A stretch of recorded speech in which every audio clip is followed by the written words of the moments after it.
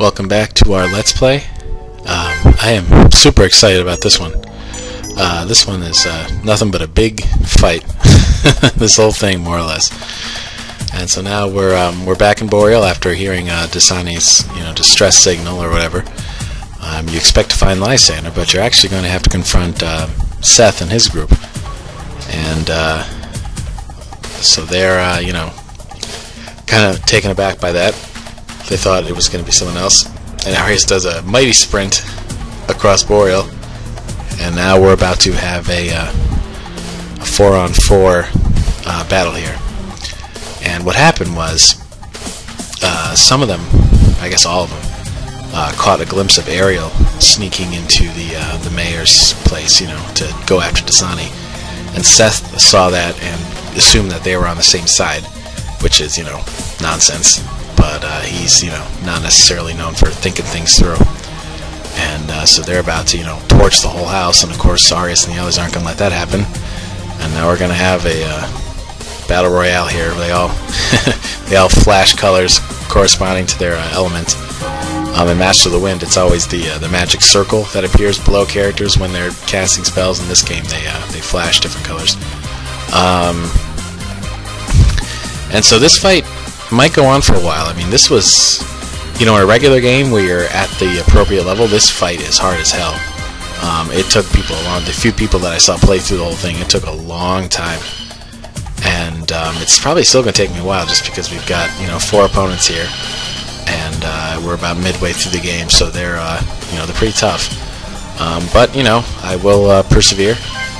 And it could get a little dull just because this is probably going to go on for a while. But, try to find a way to keep things interesting. Maybe talk about each of the characters that are fighting. We'll start from the left. And it's Zala, the fire elemental. She's a hothead. And you remember her from Master of the Wind. She had a decent part in that, and she was calmed down a little bit. Still prone to flaming outbursts, but calmed down a little bit. In this game, though, she is, on a tear most of the time. She grew up not really knowing that she was an elemental, sort of discovered her abilities by accident, and then a bunch of, Galleon jerks in her town held her underwater for a long time, almost killed her. And then, she kind of fled into the wilderness and, met the others. Well, Seth, so I'll skip him. Alco is a half-elf, half-human, and he grew up in Gallia, and he went through most of his life without knowing, his heritage. And then but elves have a lot of longevity.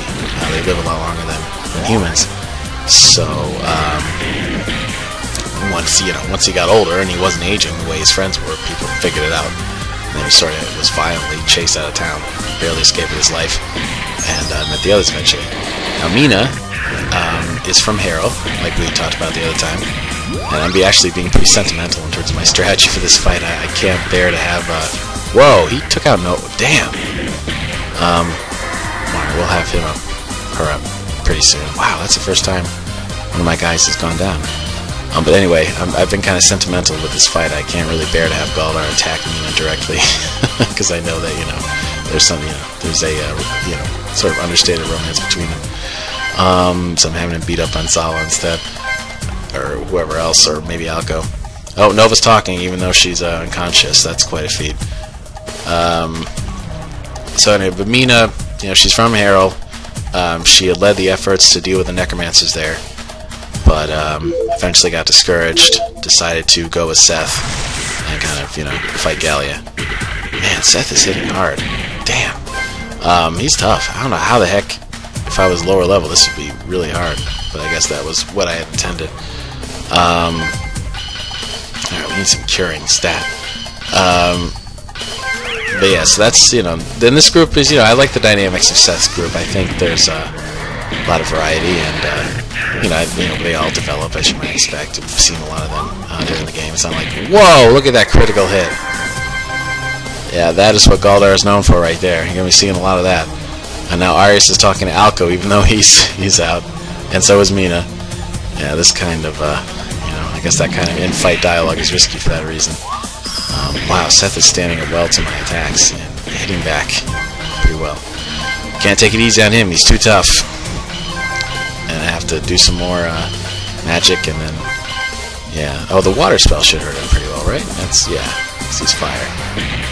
Yeah, there we go. And he stood up to it. Man. Yeah, how many hit points? I must have really loaded him up with hit points if he can take hits like this and he's still coming. But we are getting near the end of this fight, I can tell.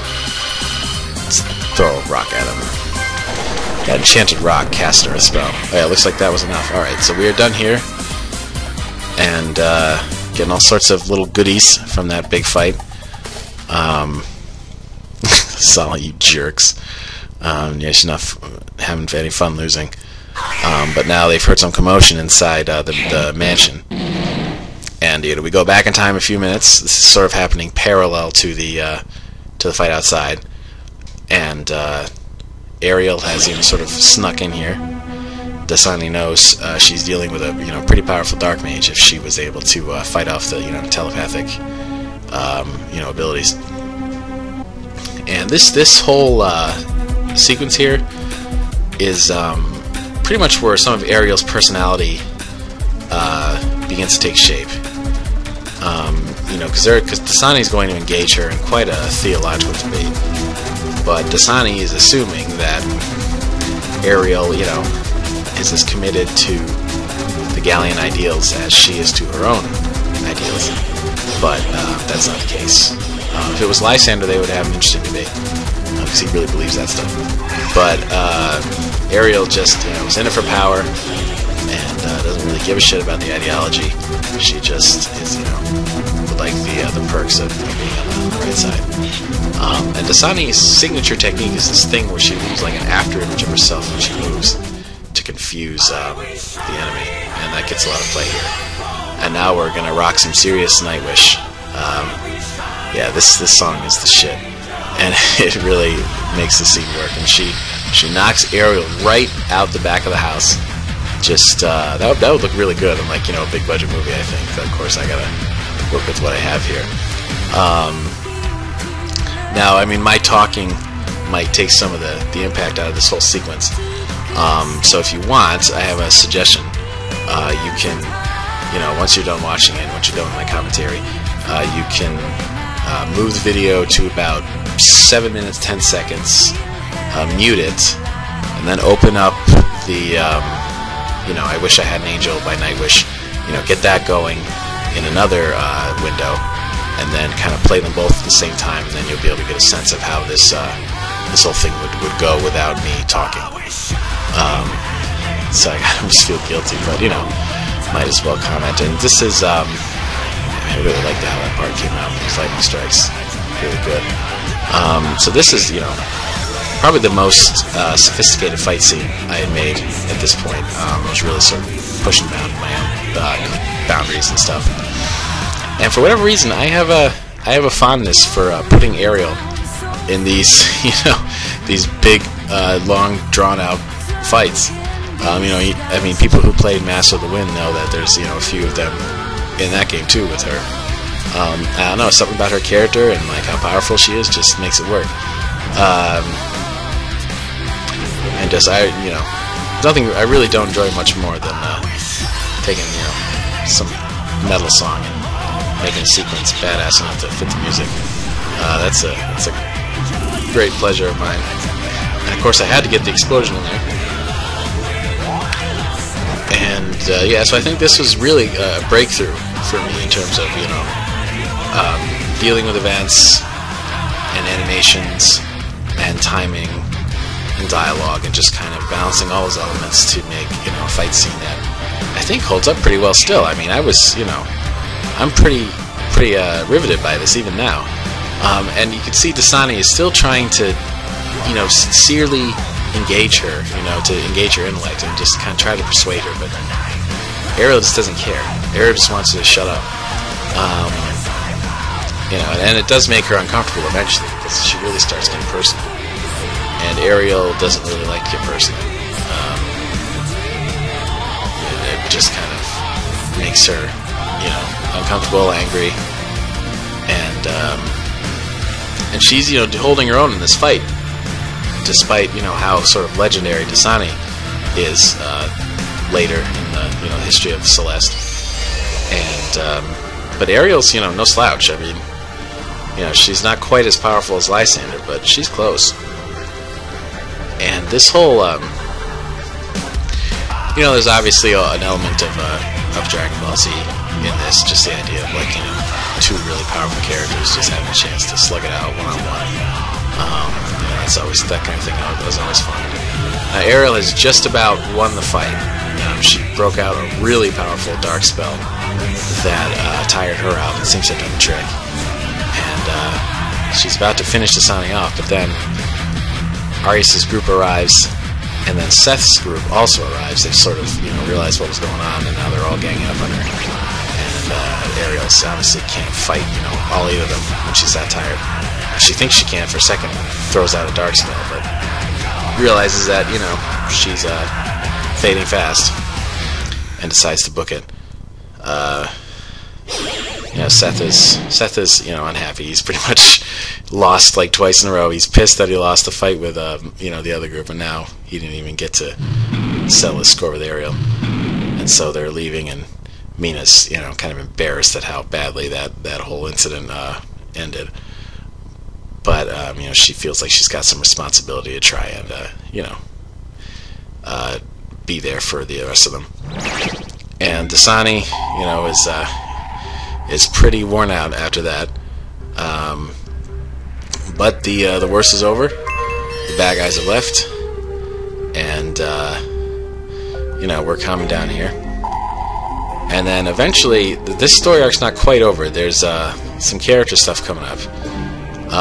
She invites them to have dinner with her and Lily at the inn, and I remember that. I think that was a pretty fun sequence. I'm not going to be able to fit it into this video at this point probably, but it should be in the next one. And then they're going to head over to the border guard at the edge of the island to sort of make a standoff there, try and, because that's the only place Lysander and Ariel can go. I mean, that's they can't really be in Boreal with Dasani there, or at least Lysander can't, and they can't go back to the cave because he melted it. So that's about it. There's not much other shelter on the island. And before we stop, I'm gonna go and check out the office again. There's this. You'll see that Dasani's sleeping, and she's actually kind of like wrapped herself in her wings. They had a sprite for that. So that's pretty cool. And then we'll see what Lily's up to. And then we'll head over to the inn next time. But I'm gonna have to go outside town again because you can't save here because I'm a friggin' idiot. Alright, so that's that. Hope you guys enjoyed this chapter, and we'll be back for more, Boreal goodness next time. And peace.